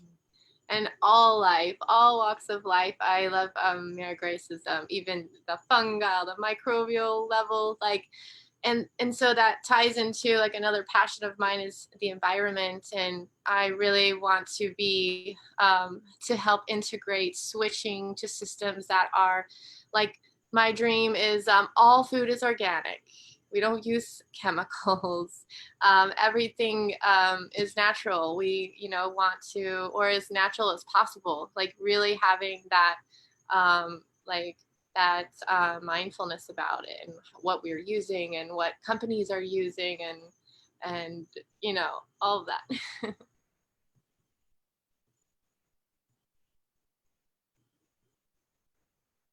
Yeah, I have a reflection for this space, what Michael's saying, what Aaron and Mandy is saying. And the a word keeps popping up for me when money's mentioned. I think of it as a way of representing trust, and not that it is trust or not that it is good or bad, but it's a way that makes things. It seems to me, it appears to me that in the way the economy is set up, that it is one way which we make sure agreements are clad and make sure that trust is secure. And that I've been thinking about this a lot lately. Is like money. We also make money because of our ability to follow through with something. Like it's a reward for being conscientious. And you know, this conversation about getting away from money would mean we have to. I feel it means a level up in conscientiousness where our word is our bond, and our ability to follow through in terms of whether it be a skill or whether it be a, an action or anything. It's just a matter of being so available and easily relied on, and then not having to question, not having to worry about what kind of whether or not it'll be reciprocated. Um, yeah, so and I feel like that plays into the environment as well, because the conversations that I've had in this space have been with incredibly open-minded people, incredibly creative people. By like their personalities are uh, very intellectual in that they're available for new ideas. They're very flexible, and they want to apply creativity to make something different. And conversations that I've had with other people, and especially my family, who are more conservative, they tend to be hyper conscientious and not really open to new ideas because they don't want things to change. And I feel like, and I'm tying this back into the environment, where our the open-minded space and the conservative space, the hyper conscientious space, have a common ground with the environment, where our ability to be creative has to collide and really, really mesh and integrate the ability to be hyper conscientious. Yeah, so I think that's where I was going with that. But uh, in terms of getting away from money and a moving towards an attitude of environmental stewardship, it's going to require, in my in my eyes, it seems like it's going to require being so trustworthy, but also like incredibly innovative, I guess. So yeah. I'm going to share a direct reflection, and then Paul, if you want to, does that feel okay? Cool. And really what I see in that shifting away from in the vision that I shared that you're reflecting on, is also releasing trust, releasing the need to trust. It's more of a gift-shaped economy. You can have ledgers that keep track of things to like get there, but really the vision that I have is you don't have to trust anymore. You just state what you need, and someone who has that will give it to you. There's not a direct transaction that you have to make agreement on, that you have to even go into the realm of trust. It's just a direct transaction, because that whole trust-based way of transacting and coexisting, that breeds mistrust. And where in an alternative economy where it's need-based, one just states their needs and trusts that the universe supports them. You don't have to put your trust in any one person. You put your trust in the entire system itself. I just felt like doing that. Paul? Yay. Yeah. And by the way, my service here, I don't know how great it is, but I apologize if it ever cuts out. Wow, this is like hot topic. This is hot topic right here. And it's so interesting that we're each bringing in this idea about basically relations, because we live on our own with skills and talents that we wish to share with people. But at the same time, we wish to have a sort of accounting system of things that we give out to the world, and somehow it has to be fair. And what Michael pointed out is that the economic system is very unfair for the rest of the world because of the dollar standard and how the economic system is driven on exploitation of price. Everything is driven on price versus merit.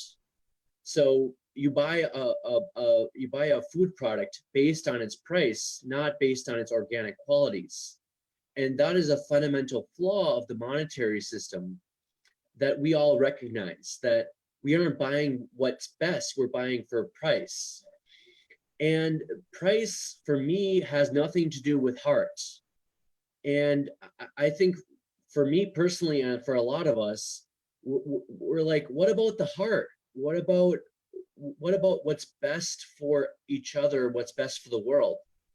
And I think that personally in economic circles, everyone's talking about this right now. Everyone's talking about alternative currencies and alternative ways to exchange.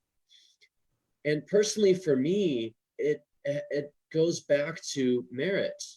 It goes to the merit of a product instead of a monetary value. And I think that the question here is, what do we value? Do we value a good local product from a local farmer? And how can we support that in a monetary way that's collective? So if there was some sort of symbology in currency that showed the merit of a product, for example, its locality or the way it was grown, if money starts to take on symbology that has the heart symbolized in it, so we have a regular dollar, right? And so take a dollar. What is the symbol here? There's no symbol of merit. This exchange, there is no heart here. It's a very cold currency, right? And I think in a way, if we take the monetary system and add symbology on here, that's digital, that shows the symbology of a transaction, and we start collecting that symbology, we can start collecting the symbols of our hearts. Instead of collecting money, which has no symbology, we start collecting a symbology that represents our deepest essence, our passion, our drive, our creativity, and the creativity of our local community.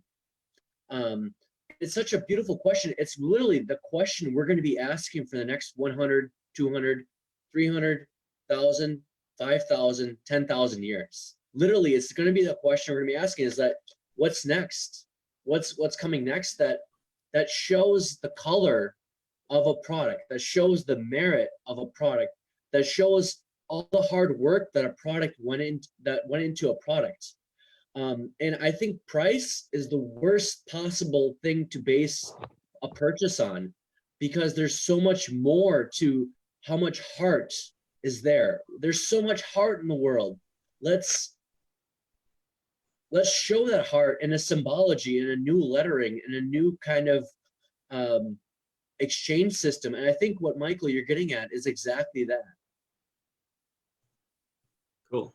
So I wanna see if we can make a little shift. I feel that we started this this section with vision shares. Started with let's all share our vision, and I feel like at some point we moved into let's try and sell everybody else on what our solution is. And I think we all have a lot of really beautiful solutions. I think we all have a lot of really clear ways to move. But I just want to honor that core intent that we moved into this context with of what are our visions. Because the reason we moved into this was to like Lexi present was beautifully because she was like sort of discovering what her vision was, and then we were sort of seeing the value of vision, the limitations and the value, and so we've moved into the space of okay, let's all share what our visions are, and so I want to just really re-presence and honor that energy and see where we want to go with that. Yeah, that's just my vision personally. Can I reiterate my vision a bit? Perhaps. I thought Michael was about to move from that. I was going to come with appreciation for that. Yeah, totally. And I would like to represent that too. I'm trying to play stories in my head right now of like, did I get so far into this like thing? But yeah, so let's go back into visions and keep the reflections more of like not how you can build on that vision, but more of just what that brought alive in you. Thank you. So do you mind if I go first? Awesome. So I'm super grateful that we're talking about vision because it's been something that I haven't really thought about in a while, and I've never really made it distinct. But so to kind of reiterate, and as we talk, I'm getting a more clear articulation of what I'm called to do. And I mentioned integration. So let me slowly do this. My vision includes the integration of individuals in such a way that brings coherence to communities and therefore resilience to the individual and the communities. What that kind of appears to me as would be a strengthening of the individual by some kind of means that is more or less tailored to their character, their personality. So a skill, a therapy, an art, a job even, finding out the individual or discovering the individual in such a way that allows for them to be appropriately placed to be most effective and efficient within the community, and to create a conscientious group of people that can facilitate whatever needs to arise out of the collective in order to achieve environmental stewardship, inner stewardship, like inner individual stewardship and communal stewardship. Yeah, that's the succinct one. If that made any sense. Yeah. I appreciate your share. I appreciate your very fast. Good. So what I'm wondering is, because we've each been sharing our vision, sort of what we see, but we've also been seeing that a lot of us are seeing much the same. And so I wonder if now that we've kind of all had chances to share individually, if we can sort of see what it might look like to paint a collective dream. What is this? What is the collective vision? What is it that we all share? What are the commonalities between our vision so that it can move away from my vision and your vision, and it can start moving into what we see as a possible future for humanity that we can all sort of see together. Yeah, the word that came through my awareness, Fred, as you started to speak, AG, was let's do some weaving. Let's see how we can weave all these visions together. So thank you for bringing that up. And we're coming up on 2 hours as well. So let's kind of wrap the conversation up and integrate our conversation. And I am seeing so much coherence and resonance. Like every single vision that's been shared all fits in, it's all in the same space, it feels. And the respect for life really comes through, like honoring life is coming through really strong. And releasing systems that don't honor life is coming strong too. And education for the children, that just fits so deeply into like empowering humans to honor life. I see that so much. And that's really where it comes back to, is like honoring life. And I'm going to go ahead and open it up for anybody else that wants to do more weaving. I'd like to just expand that. I see this as a global thing, a worldwide thing involving everyone, regarding the monetary system, regarding education, regarding the earth, the planet, how we take care of it, how we use its resources. Yeah, I'm just seeing it like it's all of us, the whole world. And so, but we can all connect in such small areas. And I know like we're just talking like right here, but I see like the connections of, of us all. So would you say like inclusion is a big part of what you're saying there? I want to like get some key words from that, because we've got honoring life. I'm hearing like getting all the systems, global things. So really emphasizing the whole planet. Yes, inclusion, equality, freedom, open borders, just a lot of, respecting human life and the life we're given, and this space and environment that we get to live on, just having full harmony with it all. The word that I keep using, and it keeps coming up over and over, and something I think that ties in, it's like for me, it appears to be a fundamental part of the weaving, but conscientiousness is the thing that just constantly comes up for me.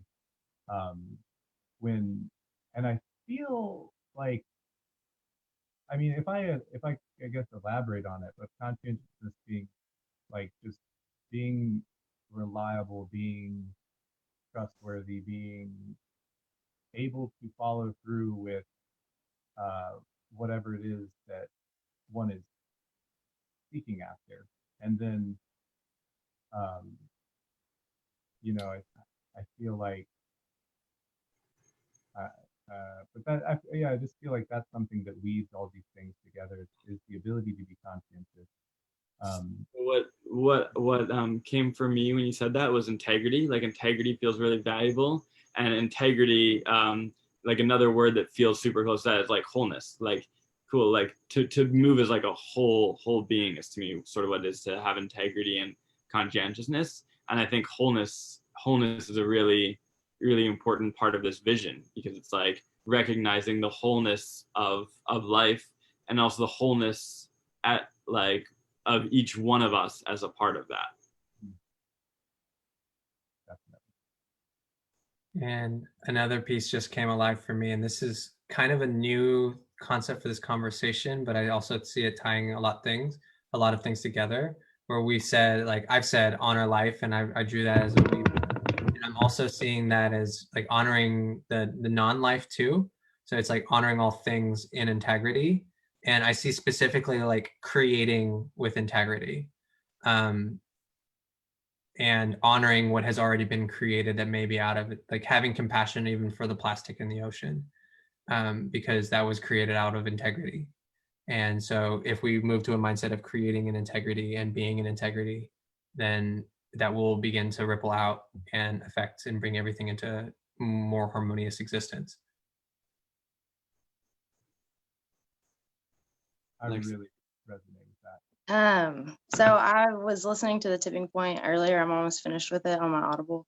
But so while I think we're coming to a collective what we want, like our vision is all pretty collective, even though we're weaving it. And I'm excited to see. I got chill bumps to see like what we come up with as far as how to make it sticky, how to make other people, catch on, and especially like being able to like utilize, since this is a worldwide thing, social media is worldwide, and those challenges that people randomly start, and then they go global and people eating Tide Pods, we could make one that's the opposite, a challenge that demonstrates this new paradigm that we are constructing here, and I'm excited to see what we come up with.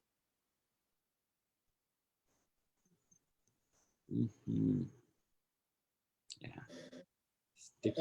For me, the weave, and actually it goes back to Michael. The first I did a reading with you once, and you mentioned the spider, and it's kind of interesting because during all these Corona conversations, for me, the big theme has been about interconnectedness and about this like invisible web that connects all of us.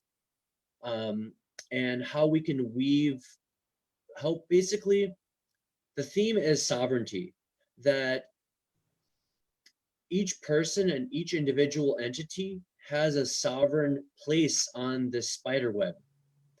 And the future is not dictated by a grander kind of overarching order. It's actually up to us. It's a grassroots, weaving. And in a way, we're the ones that we have been waiting for the weaving of the future, basically.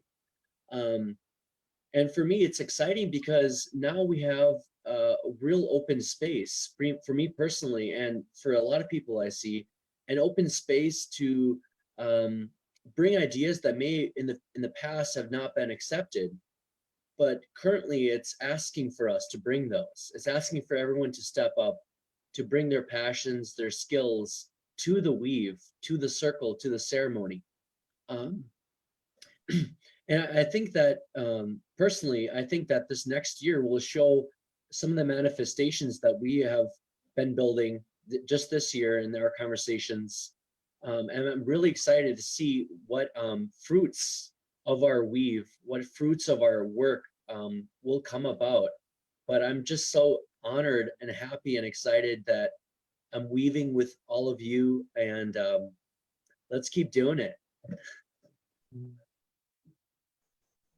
I really love your metaphor of the fruit. I think it is important to understand that we are connected to that vine, and we need to. That I feel like that's something that is very present and should be honored. Is that those fruits come from being connected, and come from weaving the truth together. I just beautiful. Maybe it's sharing the water. We're sharing all of our roots so that we can spread the water around. Yeah. The nutrients. Distribution. So I'm feeling a need to like kind of tie it all back together. And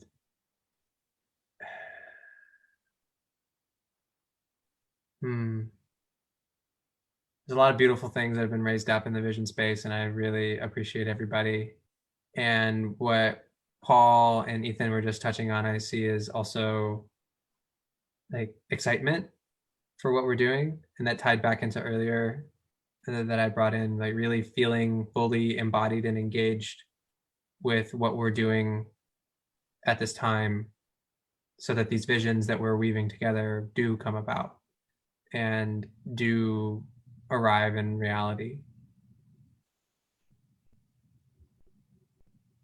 So presence, connection, honoring life and the sovereignty of all beings,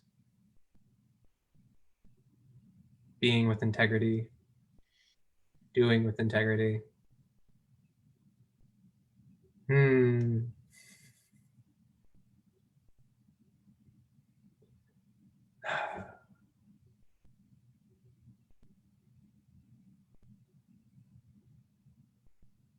Hmm. Thank you all so much for joining this conversation. I deeply appreciate your presence and your contribution to the conversations. I see beautiful, beautiful things happening every time someone opens their mouth. Every time someone's expression leaps forth into this container and ripples out. And so I'm expressing gratitude in this moment for all of you. Thank you so much. Thank you, Erin, for creating and holding the space in the way you do. I'm gonna shift now into, this was already brought up at the beginning, but now again, we are evolving as the Corona conversations, and we're hitting a new equilibrium point in our evolution. So we've created a Facebook group now, and further conversations will be streamed in that group. If you want to be a part of these further conversations, please join the Corona Conversations on Facebook. And we're going to be having more conversations with the intention to hold more conversations and also do weaving conversations as well. So we are starting to build structure and finding a coherence as those who have been at these conversations and been here. And I personally feel so much excitement about this arising space for deepening our conversations and harvesting what comes of them. I'm feeling called to ask for any closeout remarks, anything that wants to come through, presence and gratitude, anything that you want to say, and be mindful of time, please. So thank you all so much. I love you. Thank you, Michael, so much for facilitating this, holding the space, allowing me to step into a different role in these conversations than I usually do, and being less of the active facilitator and more of a participant has been a beautiful journey for me, and witnessing you and the ways you facilitate and being able to still be there and support has been truly a blessing. And so I'm excited to be here co-creating these things with you, as well as Mandy and the others in the core, which will be an expanding core for sure. This core ONA, definitely something that will expand. And so I'm super grateful for the way everyone here has been showing up on these calls and really being present for the conversations that we've had. Each one of you really plays an important part of this evolving, unfolding conversation. And we definitely want all voices to be present in how we are evolving and unfolding, and what this is and how it looks and what conversations are important. So we're gonna keep deep diving, keep exploring, moving with the core that we've outlined so far, but then finding ways to expand that. And so if you feel called to really contribute to these, if you have a lot of thoughts, ideas that you feel would really benefit what we're creating here, I really want to invite that connection. Reach out to me, Michael, Mandy, any of us, and keep the conversation going and flowing. And whatever happens between now and the next time we do like a little harvest, which will be really with that core that we've formed so far, will help to shape the conversations, and they'll just keep forming and doing that. So yeah, I just want to again thank everyone for being present and showing up in the conversations in the way that you have and the way that you are. Yes, thank you guys so much for not only holding the space, but just being familiar faces, and that means so much to me right now. I feel like I'm in the thick of the capitalist paradigm, and sometimes it's like oh, will I just be a cog, or will I move past it and find something? Will I be able to like jump on the meeting train and move out of this? But it's just, for me personally, it's just so nice to see familiar faces and talk about lovely things, and talk about beauty, and to talk about possibility. And it's just, you know,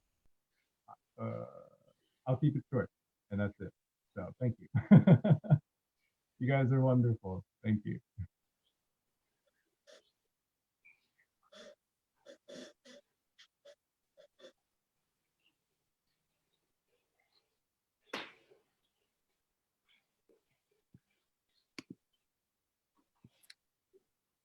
I'll also say a little bit of thanks as well.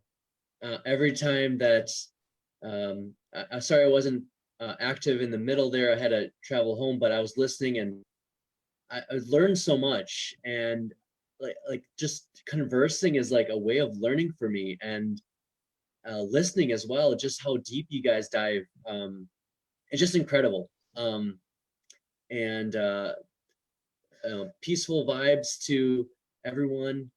Peaceful world, peace vibes. Solar vibes, planet vibes, earth vibes. Let's keep vibing. I want to thank you for listening and just presence, that sometimes the ones who listen the entire call are actually, in a way, an even more engaged participants than the ones who. So I just want to thank you for engaging through your deep listening.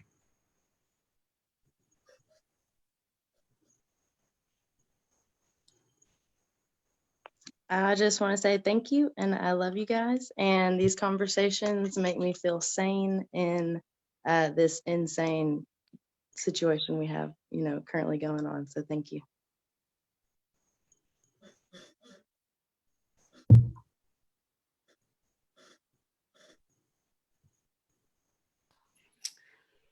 Thank you for your divine presence. Everyone here, everyone watching the live, everyone who's commented on that live and extended their energy into this portal of our conversation. I feel seen, I feel heard, I feel loved.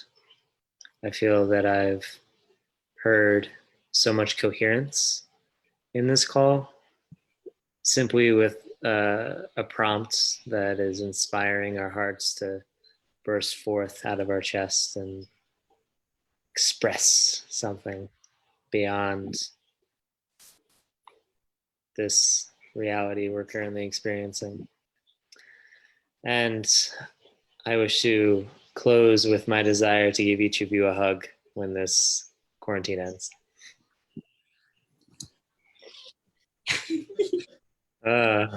This is good for now. Do y'all want to close out with a laugh? Maybe. Just a quick share. Thank you guys. I just love these conversations, and I love how they're evolving and growing, and I can't wait to do more. So. Yay! Yay. Thank you. All right, if we're feeling complete, let's go ahead and take a deep breath in. And